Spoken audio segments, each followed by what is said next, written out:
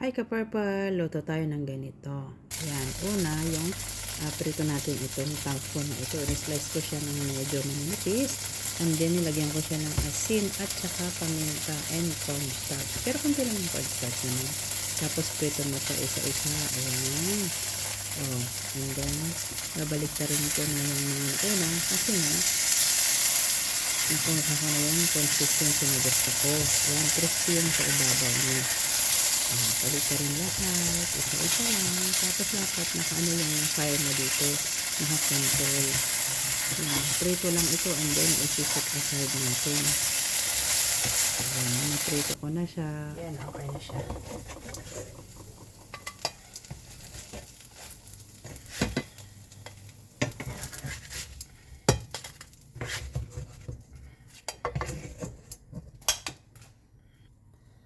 Let's cook.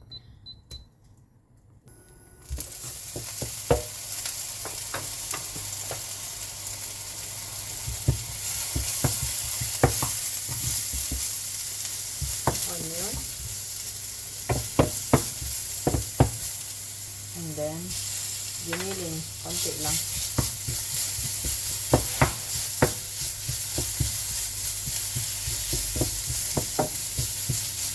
Konti lang yan.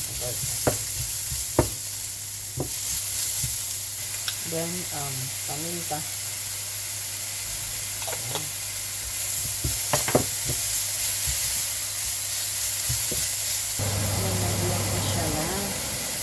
Fish sauce.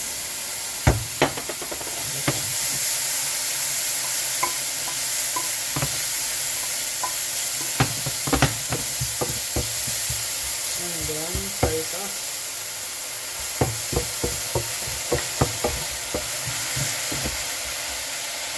Then water.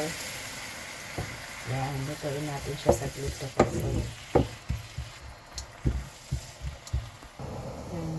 Lagyan natin ng spring onion at saka coriander.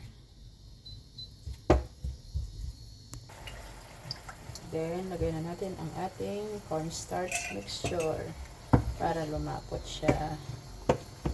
Ayan. Kasi sauce to, ka-purple. Ito siya.